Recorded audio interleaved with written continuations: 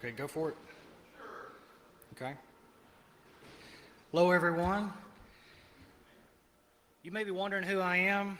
Here's kind of a brief thing. It's always awkward putting up a who am I thing, but this is who I am. A couple of things to know. We're going to be covering a lot of things, and I'm handing out CDs because there's going to be a lot of code samples. This way you don't have to worry about writing it down or what have you. If there's not enough CDs, then Iron Geek's going to put the PowerPoints online. The CDs have live malware, so be careful handling it. It's not my fault if you infect your own system. Don't do it anything mission critical. I started in the printing industry as a craftsman, and things change over time, so I adapted. Became a Unix admin, went to work at a startup company doing Windows database administration.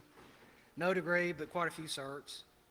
I was one of the original members of the Secure Bit podcast, and I work at a financial doing security type stuff. So what are we going to cover? First, we'll talk about the case for threat intelligence. We're going to go through the evasion techniques that attackers use to hide their attacks, the identification of exploit chains. I'm going to release a new tool today, Spondulus. I want you to, when you leave the talk, be able to deobfuscate JavaScript so that you can understand the attacks hitting your organization. And we'll talk briefly on the analysis of malware. Now, as a warning, I've got about 104 slides, so it's going to move quick. Start out with a story. It's a true story about my friend Bob. He was gone to lunch on a Friday afternoon, and when he came back, he got an urgent phone call. Yes, the CEO had received an email from a business partner talking about a current project. The only problem was the business partner didn't send the email. So you think, typical IT, how would you respond to that? Well, most companies are going to start out with scanning his computer with the antivirus. That's not going to do a lot of good. So you next step up and you scan with multiple AVs. Okay, if it still doesn't find anything, you probably submit the website to Anubis, VirusTotal or something, hoping that it will tell you if there's a threat. You might tell him to change his password. And then you might pray. Gosh, I hope nothing's wrong. It got past me. But we're going to talk about a different approach. You may think that only military sites and high-value targets get these hard-to-detect or impossible-to-detect threats. But this came off of a fully patched machine that had the latest virus definitions. And if you are not speaking Chinese and you find Chinese file names on your computer, you got a problem. We like to think that our antivirus programs will catch the threats, but it's all too common that the virus programs will just not even see anything. This is a sample that I found. I submitted it to VirusTotal, completely invisible to the antivirus. Do you know if you're receiving that in your organization? You know, surprisingly, the AV detection rate is really, really low. The University of Alabama at Birmingham has a project that tracks spam, and they compare it to the virus detection rates and do the analysis on it. It's the emerging threats, and I would encourage any of you to sign up for the email list. But they found back in July that the mean detection rate was only 17%. So you've got basically a 1 in 6 chance of the malware actually being detected. So why do you want to perform threat intelligence? Well, if you find what's at the other end of a spear phishing link, you can develop the indicators of compromise. A lot of companies will sell you a vulnerability assessment that's a theoretical attack. But if you look at what is actually coming your way, you're going to more accurately see what your threats are. It'll give you a chance to practice your incident response skills, hopefully before you need them. While you're digging into it, you may discover third parties that have been breached, and if you want to be a good Samaritan, you can let them know that they've got a problem. You can raise the cost of attacking you. As you uncover their payloads and submit them to virus totals, definitions will soon be created that will help other people in the community. If you are using Clam antivirus as a secondary, or Yara or some of the other tools, you can develop custom AV signatures, or if you have a support contract with your AV vendor, they can push the updates to you quicker. This is also a fantastic way to do security awareness for your staff, and especially management. If you get a spear phishing email from one of the managers, and you look at it and say, okay, this specific email you received, had you clicked on it, it would have redirected you through 3 different sites before the infection would compromise your computer. It would not be detected by your current antivirus program. You know that legacy software system that you really didn't want to budget to upgrade? Well, it requires an out-of-date version of Adobe Acrobat that makes you vulnerable to this attack. I hope none of your individual employees click on that. It's amazing how quickly they'll decide to fund the upgrade. You can also develop counterintelligence on your attackers. You'll notice that as you investigate, that they'll fall into certain categories, and you can profile the people that are coming after you. So when you think about client exploits, you've got the drive-by exploits, which are just random sites and just opportunity attacks. But the things that are really serious threats are a combination of social engineering and spear phishing. Here's an example of an ADP spear phishing. If it went to a customer service rep, you could probably say that it was a phishing attack. But if it took care of the person that takes care of your payroll, you could probably classify it as a spear phishing attack. It's pretty common when you have a spear phishing email that will have multiple links, they will all go to the same location. But this one didn't. Each of the individual links went to a different redirection host. And I've actually seen this email that would have the person's name to customize it just for them. So the attackers really don't want to be detected, and they're going to take steps to avoid analysis.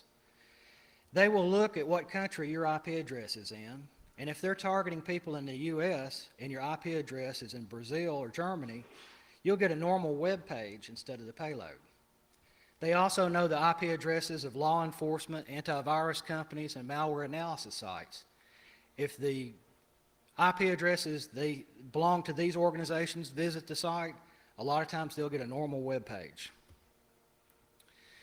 The attackers will use something I call a redirection chains, and I've also heard this referred to as traffic direction servers. The victim PC will click on the first link.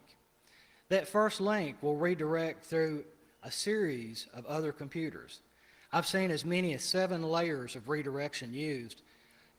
For example, the phishing attack on Facebook where they want you to win the free iPad, they ask you for information. I've seen 7 layers of redirection on that. The attackers will use something called a cookie collector. You visit the first page on the website, which will redirect you to a second page after it has set a cookie. And if you have visited each of the pages in sequence, will you get the payload. If you go directly to their website, you get a normal web page. The attackers will look at the user agent strings or the referrer fields. If you're not familiar with the user agent string, it tells a lot about your computer, including the operating system and the web browser that's in use.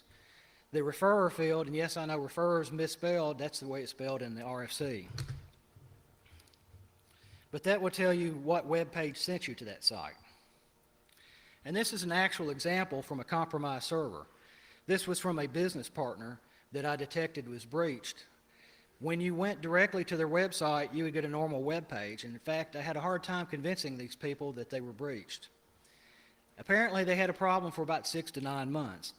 But if you visited their website from these specific links at the top, then you would get the payload or redirection at the bottom.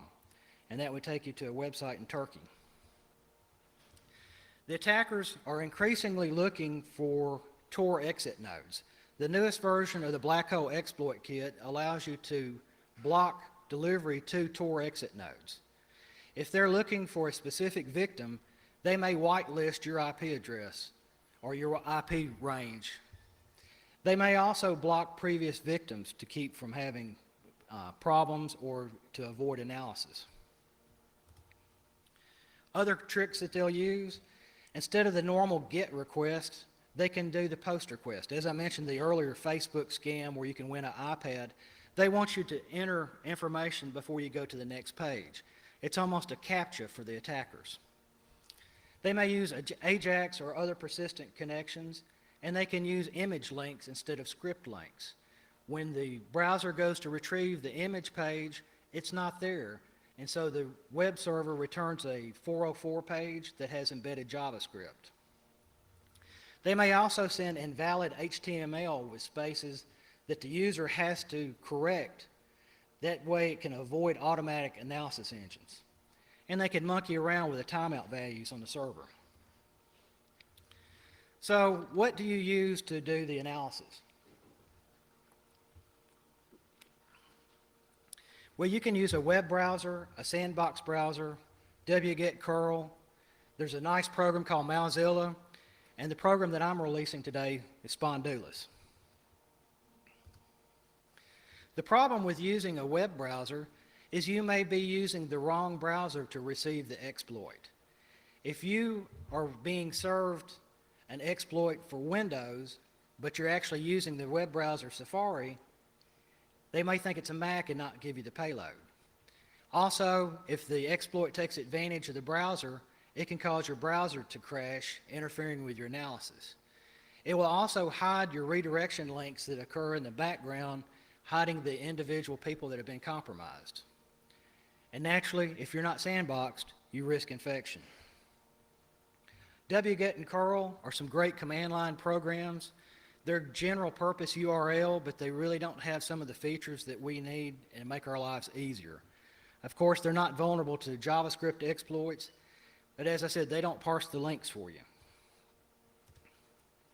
Mozilla is a great program. Unfortunately, it's Windows only, and it doesn't support post request or some of the other things. I haven't seen an update in the last several years, and so as a result, I created my own program.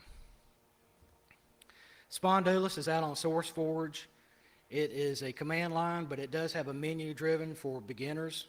It's not vulnerable to JavaScript, obviously, because it doesn't understand JavaScript. It supports GET, POST, and AJAX.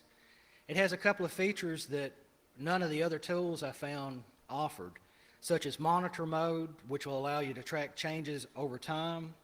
It allows you to input files, like if you receive an HTML-based email or an HTML attachment, and it gives you the opportunity to generate agent strings. So the first mode is just calling the program by itself, and when you do, it'll pop up a menu that lets you select your user agent. You can take the default user agent, which is currently Windows XP Service Pack 3 with Internet Explorer 6. That may change in the future. Or you can generate an IE agent or a Firefox agent. Or you can put in your own custom string. Here we get a chance to select the Internet Explorer user agent. We select the operating system that we want to spoof. We put in the URL that we want to visit. If there's a refer, we can fill that in or leave it blank. Any cookies that we want to submit, an output file, and birds away.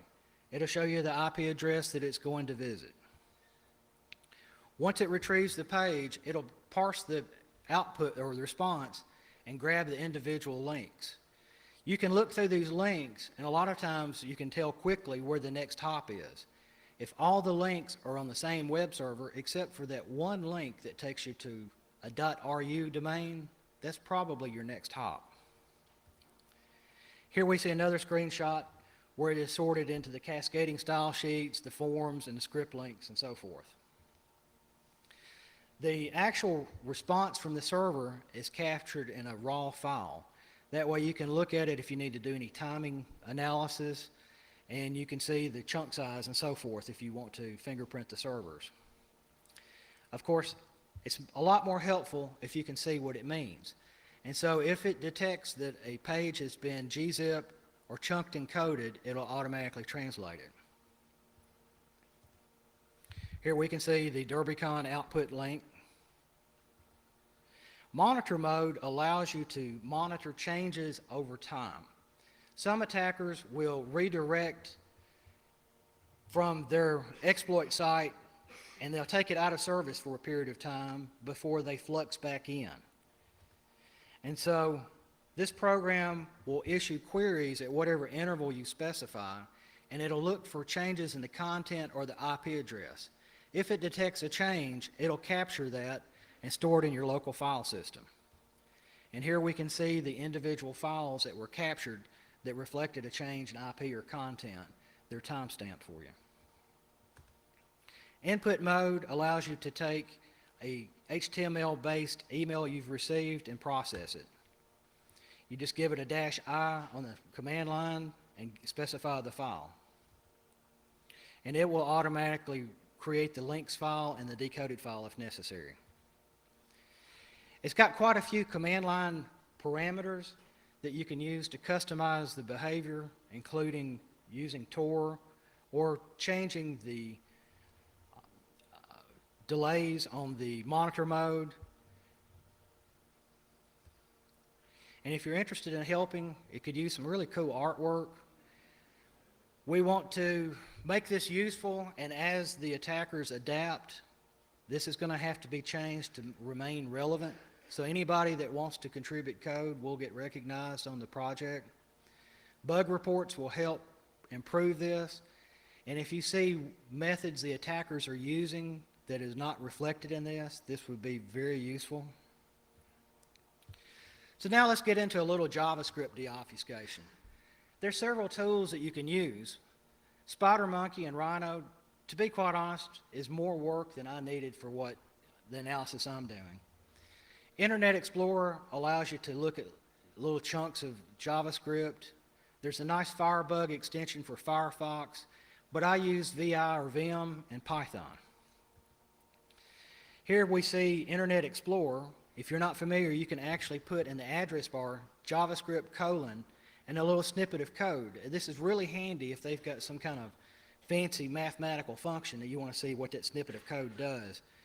You can debug it in the browser window. Here are the Firebug extension for Firefox. You can put little snippets of code. And then, as I said, Vim is probably the best editor around, at least in my opinion. Python is a great scripting language. You can use it from the command line, or there's also a lot of IDEs that help you develop your code.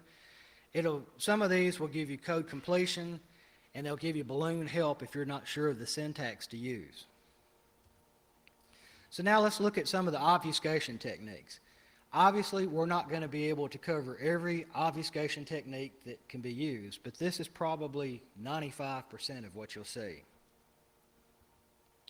The first one's concatenation, where they break the elements break the strings into individual elements, and we add them together. And as I said, these code samples are on these CDs, so you don't have to worry about remembering. Of course, the character code, where you take the ASCII equivalent and then you convert it to the characters.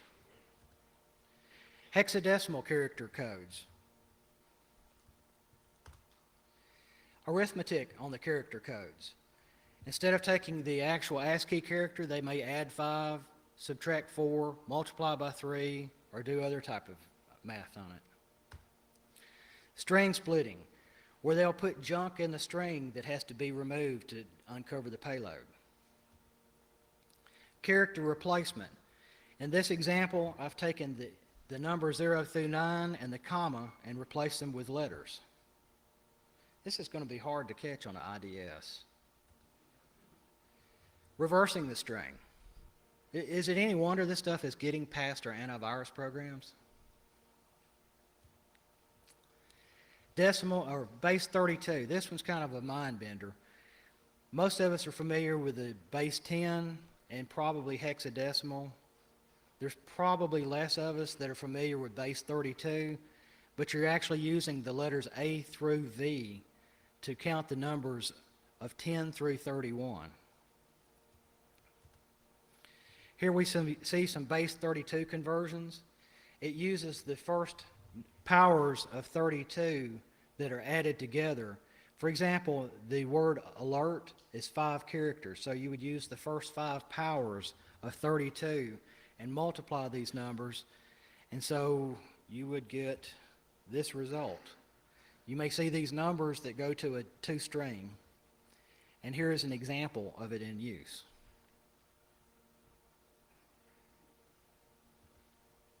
Function references. They can split the function definition across multiple lines and then execute it at the end. Now we're going to look at an actual application of this deobfuscation. We're going to look at the Black Hole exploit kit a step at a time. That big glob is assigned to a variable G. And if you look at the very end of that line, it's got a replacement string where it says the letters H, W, E, H, E, S have to be removed and replaced with nothing. Then at the very bottom of the page, we've got a portion where it's breaking up that big chunk into 2-character segments, converting it to base 16 and putting it into an array. The next thing is it's going to transform that array into the actual payload. So how do we do this? The first thing we want to do is start the interpreter. Here I'm doing it from the interactive mode. The file that I've captured, I want to read it into the interpreter, and so I use the open command and create a file handle called Z. When I open the file, I give it a mode, in this case a R, to say I want to read the file. I read in the entire contents of the file and then close the file. If you're not sure what functions are available on a specific object, you can type dir and give it the object. Here we see the various functions that are available. If you're not sure how to use a specific function, you can type help, give it the object name, and then dot function. So you could say help parentheses y dot make trans, and it'll give you a detailed help. So that string G, we want to isolate the string from the things that are before it and after. So we look for the G equals and the first double quotes. We find that at position 427 within the file. Since we're looking for a pattern that's 3 characters wide, we add 3 characters to 427, and we know that starting at position 430 will be the beginning of our payload. We can tell the find command that we want to begin looking at a certain portion. Since we found the beginning of the payload at position 430, we can begin searching at 440 for the end of the payload. And here we find it at position 92,782. So we grab that slice and assign it to object G. We want to perform the replace function to remove HWE, HES and replace it with nothing. Next, we go over that object G and break it into 2-letter objects. We convert it to base 16 and append it to an array.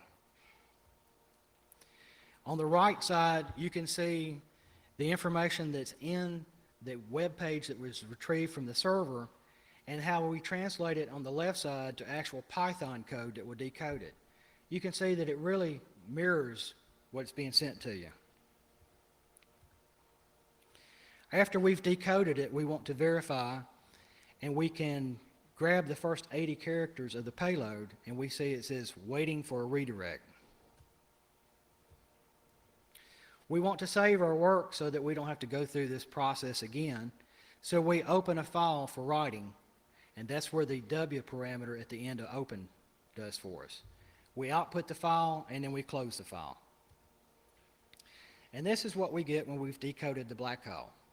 What a mess. Where do you begin looking at this? That's where I use Vim. Vim supports regular expressions, which will let you put carriage returns at the end of certain semicolons and so forth, but it also supports something called code folding. It's almost like folding up a sheet of paper and then opening up the section that you want to look at. We can see the individual commands that will create the folds that you just saw. So what do you do when you're looking at the black hole exploit kit? Well, you can see what versions of software it's attacking. You can see the individual payloads that will be delivered. So once you have that URL, you can actually go out and retrieve the payload.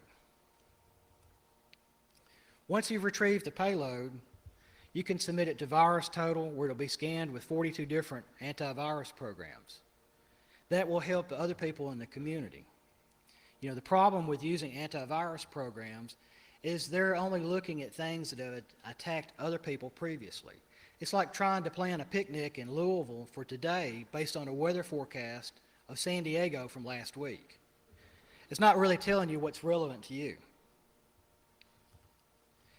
You can take the virus samples and submit it to one of the various sandboxes, such as the GFI sandbox. It'll do the behavior analysis and give you the indicators of compromise. You can identify the command and control servers, which can be helpful when you're looking through your firewall logs to see if anybody's reaching out to these specific machines. Once you have the indicators of compromise, you'll know what registry keys are being created. A lot of the malware will download a dropper that will pull in a secondary payload and it will delete the original file. But these secondary files will be added to registry keys, and this will be revealed in the analysis. But the attackers are getting more sophisticated, and they're taking a lot of anti-forensics techniques. But I wanted to show you a sample of the GFI sandbox, and you can see that this specific malware, which was a copy of Zeus, checked for the debugger. You can see whether it creates additional windows, drops EXEs, or starts other processes. You can see the individual files that it's deleted.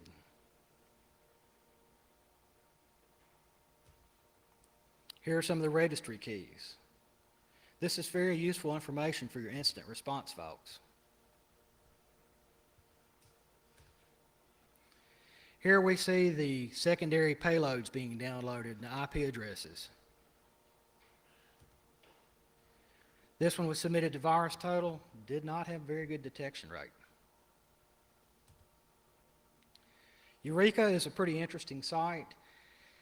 It gives you the opportunity to upload malware. It'll unpack it, disassemble it, and show you the flow graphs. Once you look at that, you can see some of the various functions that are being called, and it'll give you an idea of what the malware is doing. IdaPro, if you're not familiar with it, I highly suggest it. You can load in the malware, look at the imports. You can look at any exports if it's a DLL. You can trace through and find the obfuscation and packing techniques. Feed it into OllyDebug, where you can actually trace through the code and have the malware debug itself. So in summary, antivirus programs are increasingly ineffective. Your organization is likely getting hit with undetected threats.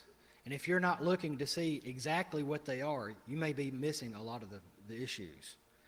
Attackers are using anti-forensic techniques to avoid automatic analysis, so you're going to have to find what this stuff does out yourself instead of relying on an AV vendor to protect you. You need to start performing your own threat analysis to see how it affects you. Questions? Yes?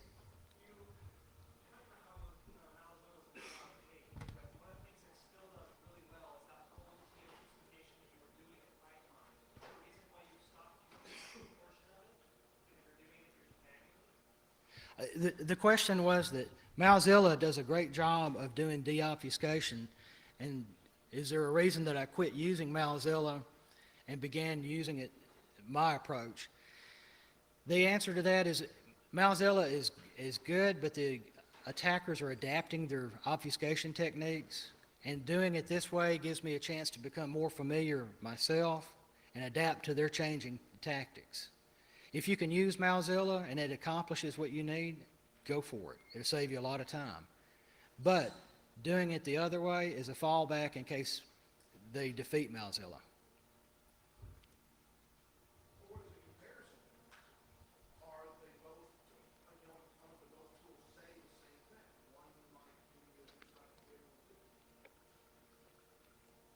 The question is, do the tools give you the same information, or does one tool have an advantage of the other? Malzilla is probably easier to use being a GUI-based program. It only supports GET request. It does have the decoding option. It is scriptable, but for example, it doesn't support post request. For the example of the Win the iPad on Facebook, it'll ask you for pieces of information and submit that as a post. Well, Malzilla doesn't understand that. Yes, you could use curl or wget, but they're a little awkward to use.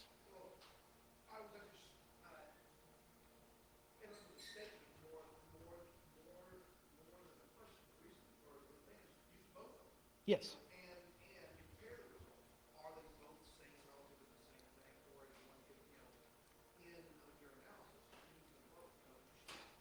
They should return the identical results if they support the feature. But for example, Spondulus will allow you to track changes in a website over time. Some of the attackers, as I mentioned earlier, will change their IP address every few hours, and this way you can track that. Other questions? The intention of this is that if we can, as a community, start doing our own analysis, we can inform breach victims that we encounter. I know that I frequently encounter dress shops, newspapers, attorneys, and I try to be a nice guy and call them to let them know they're breached when I can. The type of malware that I see is financial based. They're interested in attacking their sites and emptying their bank account. I've uncovered some of the waterhole sites where a financial would be compromised in the hopes of compromising other financials. And I think that this type of analysis will really help further our industry.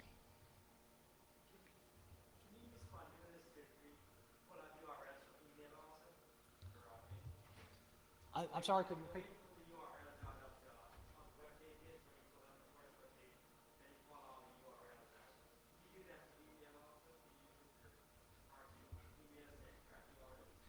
The question was, can Spondulus parse the URLs from email? Yes, HTML emails, it'll parse it out and give you the individual links. Yes?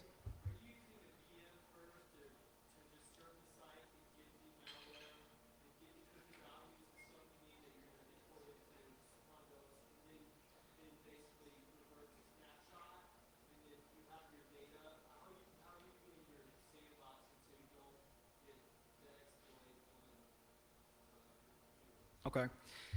The question was, how do I keep from infecting myself while I'm doing the analysis? Is that I will perform Spondulus inside of a sandbox or inside of a virtual machine, and that way if I do accidentally trigger the exploit, I can just roll it back. But all my analysis is done within the virtual machine.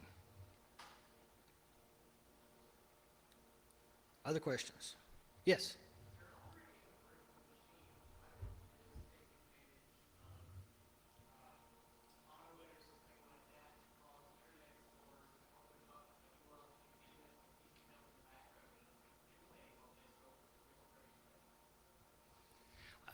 If I understand your question correctly, it's why not run the actual malware in the virtual machine, infect it, and grab the actual malware. The reason is that it hides the various jump points that get you to the infection page. You could do a TCP dump, grab that out and see what requests are being used, and compare that against your firewall logs and see who's visiting that. That would be another approach. Other questions? Okay, I have this sample of disk. These go through it has the individual slides if you want to follow through and do it yourself. I have some samples of the black hole exploit kit that are encrypted so that you won't accidentally infect yourself. It's got a password. There is a file in that directory that tells you the password. It also has copies of Spondulus for Windows and the Python version 3 form of it. It has some useful links that can help you on your journey to do the threat analysis. They've asked me to hand these out at the registration desk so that we don't bottleneck the next speaker. So, thank you very much.